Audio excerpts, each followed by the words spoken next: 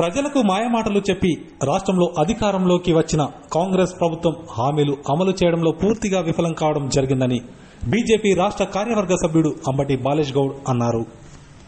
సిద్దిపేట జిల్లా మిరుదొడ్డి మండల కేంద్రంలో ఆ పార్టీ మండలాధ్యక్షుడు దేవరాజు సమక్షంలో నూతన బూత్ కమిటీలను ఎన్నుకున్నారు. అనంతరం ఏర్పాటు చేసిన మీడియా సమావేశంలో ఆయన మాట్లాడారు. కాంగ్రెస్ ప్రభుత్వం ఎన్నికల ముందు ఇచ్చిన 6 గ్యారంటీలను అమలు చేయకపోవడం సిగ్గుచేటన్నారు. స్థానిక సంస్థల ఎన్నికల్లో ఓట్ల కోసం వచ్చే కాంగ్రెస్ నాయకులకు తగిన గుణపాఠం చెప్పాలని బీజేపీ కార్యకర్తలకు పిలుపునిచ్చారు.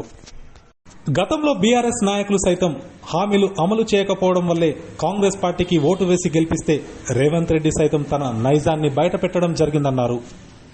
అధికారం కోసం అమలు కాని హామీలు ఇచ్చి ప్రజలను మరోసారి ముఖ్యమంత్రి రేవంత్ రెడ్డి మోసం చేయడం జరిగిందన్నారు. పాలకులు మారిన పాలన మాత్రం రాష్ట్రంలో మారలేదని విమర్శించారు.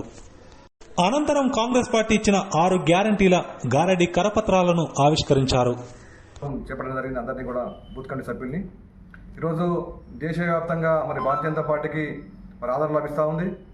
ప్రపంచంలోనే అతిపెద్ద రాజకీయ పార్టీగా భారతీయ జనతా పార్టీ ఈరోజు గుర్తింపు పొందింది.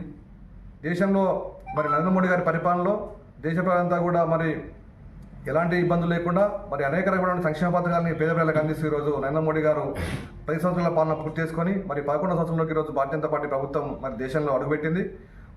ఏ సమస్య ఉన్నా పేద ప్రజల బిడ్డగా నరేంద్ర మోడీ గారు చేసిన సంక్షేమ పథకాలని గ్రామ గ్రామాన బూతున కూడా ప్రజలకు వివరిస్తూ పార్టీని మరింత బలోపేతం చేయాల్సిన బాధ్యత కార్యకర్తల మీద అని చెప్పి ఈ సందర్భంగా తెలియజేస్తూ ఈరోజు రాష్ట్రంలో అధికారంలో వచ్చిన కాంగ్రెస్ పార్టీ అనేక రకమైన హామీలు ఇచ్చి ఈరోజు గద్దెనెక్కింది.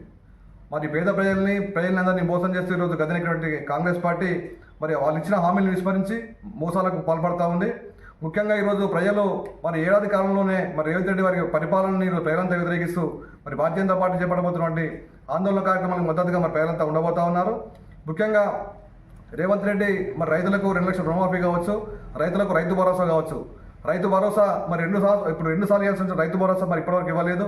రైతులు ఈరోజు మళ్ళీ వరికోతలు అయిపోయి ఈరోజు మళ్ళీ పంట ప్రారంభం కోసం రైతులంతా ఎదురు చూస్తూ ఉన్నారు. ఇటువంటి సమయంలో రైతు భరోసా ఇవ్వకుండా మోసానికి పాల్పడుతూ ఉన్నాడు. అదేవిధంగా 2 లక్షల రుణమాఫీ కావచ్చు, 2 లక్షల రుణమాఫీ చేస్తున్నా అని చెప్పి మొన్న సంబరాలు జరిపినటువంటి రేవంత్ రెడ్డి ఈరోజు చాలా మంది కూడా ఇంకా పూర్తిగా రుణమాఫీ కాక ప్రజలంతా కూడా ఆగమ్యగోచరంగా ఉన్నారు. ఇటువంటి పరిస్థితుల దృష్ట్యా భారతీయ జనతా పార్టీ రాష్ట్ర వ్యాప్తంగా కూడా కాంగ్రెస్ పరిపాలన వ్యతిరేకంగా 6 గ్యారంటీలు 66 హామీలు అబద్ధ హామీలకు వ్యతిరేకంగా ఈరోజు ప్రజలు చైతన్యం చేస్తూ భారతీయ జనతా పార్టీ ఉద్యమాన్ని చేపట్టబోతా ఉంది. దీనికి అంతా కూడా ప్రజలంతా కూడా సంఘీభావం చెప్తున్నారని చెప్పి ఈ సందర్భంగా తెలియజేస్తూ జై హింద్.